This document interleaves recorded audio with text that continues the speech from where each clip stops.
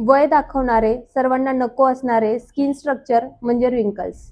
बऱ्याचदा रिंकल्स दिसायला लागल्यानंतर बऱ्याच फिमेल पेशंट, मेल पेशंट ते ट्रीट करण्यासाठी ओपीडीमध्ये येतात. खरी चूक आपण इथेच करतो. रिंकल्स येण्याआधीच आपण ते अँटी एजिंग ट्रीटमेंट घेऊन प्रिव्हेंट करायला हवेत. रिंकल्स जेव्हा दिसायला लागतात त्यानंतर आपण डॅमेज रिपेअर मोडमध्ये जातो. तर हे आहेत काही अँटी एजिंग सिरम्स जे तुम्ही यूज करू शकता.